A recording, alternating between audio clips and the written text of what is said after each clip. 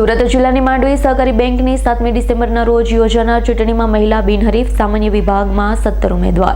STSની અનામતમાં 2 ઉમેદવારો વચ્ચે ચૂંટણી યોજાશે. ધી માંડવી નાગરિક સહકારી બેંકની ચાલી રહેલી ચૂંટણી પ્રક્રિયામાં ફોર્મ ખેંચવાના અંતિમ દિવસે સામાન્ય બેઠક પર 17 ઉમેદવારો યથાવત રહેતા ST/SC વિભાગમાં 2 ઉમેદવાર રહેતા મતદાન પ્રક્રિયા નિશ્ચિત બને છે.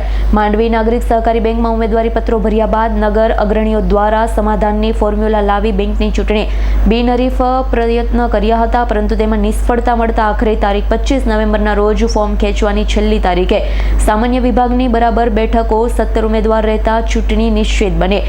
જ્યારે ST/SC વિભાગની માંડવી નાગરિક સહકારી બેંકની ચૂંટણીમાં મહિલા બેઠક બિનહરીફ, જેમાં ભાવનાબેન પટેલ તેમજ સુધાબેન ગામિત, એક અનામત બેઠક પર 2 ઉમેદવાર રહેતા 2 ઉમેદવાર વચ્ચે ચૂંટણી જંગ નિશ્ચિત બન્યો છે. જ્યારે મહિલા અનામત વિભાગની 2 બેઠક પર 2 મહિલા ઉમેદવાર હતા.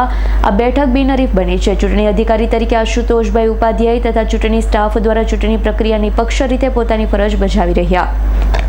જીતેન્દ્ર સોલંકીનો રિપોર્ટ, S9 ન્યૂઝ, માંડવી. અમારી તમામ માહિતીથી અપડેટ રહેવા માટે જોડાયેલા રહો S9 ન્યૂઝ સાથે.